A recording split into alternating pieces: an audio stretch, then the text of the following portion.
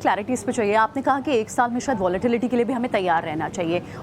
Pre election से पहले जो स्टेट इलेक्शंस के आउटकम्स है, क्या वो थोड़े से बाजार वॉच करना चाहता है, क्योंकि कई जगहों पर एक चैलेंज तो दिख रहा है बीजेपी के लिए। देखिए, I am not a political expert, but what I can share with is what I have learned that state election, central election are two very different. Correct. तो हो सकता है कि स्टेट इलेक्शन के बाद मार्केट की पोजीशनिंग को लेकर के एक दिन का ग्रहण हो जाए या 2 दिन की वॉलेटिलिटी हो जाए, मगर अंधेरी रात कम है, चांदनी ज़्यादा है। वह हिंदुस्तान की इकोनॉमी है आपके लिए। तो इन इलेक्शंस तो आते जाते रहते हैं। स्टेट इलेक्शन हर साल, आप देखिए इलेक्शन में 3 या 4 बड़े स्टेट हर साल इलेक्शंस के लिए जाते हैं। क्योंकि ये सेंट्रल इलेक्शन से पहले है तो लोग इनको सेमीफाइनल बोल रहे हैं, मगर मेरा ये मानना है कि जो सेमीफाइनल पे आपको नजर रखनी चाहिए, क्रिकेट के सेमीफाइनल पे नजर रखिए, ताकि स्टेट इलेक्शन के सेमीफाइनल पे। I think that is what you should be focusing on right now, rather than the state election which everybody is calling it a semifinal. Right.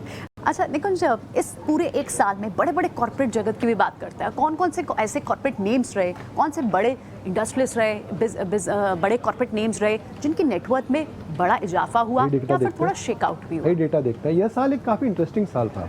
अगर आप साल के गेनर्स आप देखें तो ऑटो ने कम बैक करा है, Tata motors, operating leverage, financial leverage, Tata tech की JLR कंसर्न ठीक हो गई, और टाटा टेक लिस्टिंग, और टाटा डीवीआर की डीलिस्टिंग। एल&टी सस्ता था, अच्छा था, अभी भी सस्ता लग रहा है। अगले साल के लिए एल&टी मेरे हिसाब से रेडार पे रखे। मेरा बिगनिंग ऑफ द ईयर में मानना था कि stock of the year Tata motors रहेगा, मगर अब मुझे लगता है कि रिलायंस, HDFC बैंक और एल&टी पे नजर रखिए। From this summer to next summer, these are 3 stocks that should be on everybody's. तो आप कह रहे हैं एल&टी जो ऑलरेडी सर्च कर चुका है because of a good, okay, यहाँ से भी सस्ता है, तो बड़ी चाल बाकी 24-25 टाइम्स पे ट्रेड कर रहा है। तो एल&टी में मुझे लगता है कि आने वाले समय में स्कोप अच्छा दिख रहा है।